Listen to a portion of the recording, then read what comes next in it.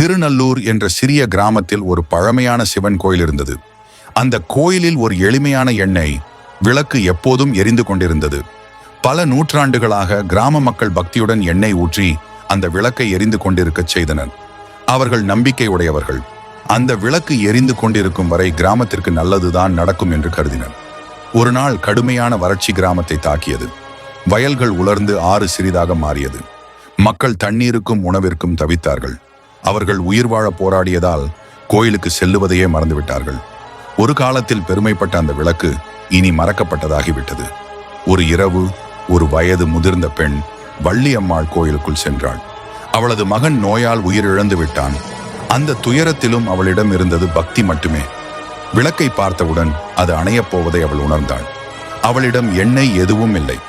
ஆனால் அந்த விளக்கு அணைய விட மனம் வரவில்லை. அவள் தன்னிடம் இருந்த கடைசி சில சொட்டு நெய்யை விளக்கில் ஊற்றினாள்.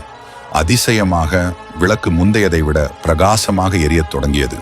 மறுநாள் காலையில் விளக்கின் வெளிச்சத்தை பார்த்த கிராம மக்கள் தங்கள் மறந்த கடமை அவர்களுக்கு நினைவில் வந்தது. வள்ளியம்மாளின் பக்தியால் நெகிழ்ந்து அவர்கள் தங்களால் முடிந்த அளவுக்கு எண்ணெய் கொண்டு வந்தனர். அதே இரவு எதிர்பாராத மழை பெய்தது. வறட்சி முடிந்து வயல்கள் மீண்டும் பசுமையாகின. மக்கள் தங்கள் தவறை உணர்ந்து எதுவாக இருந்தாலும் பக்தியை விட்டுவிடக்கூடாது என்று உறுதி செய்தார்கள். கடினமான காலத்திலும் நம்முடைய உண்மையான பக்தியும் எளிய தொண்டுகளும் நம்மை மேலும் மேம்படச் செய்கின்றன.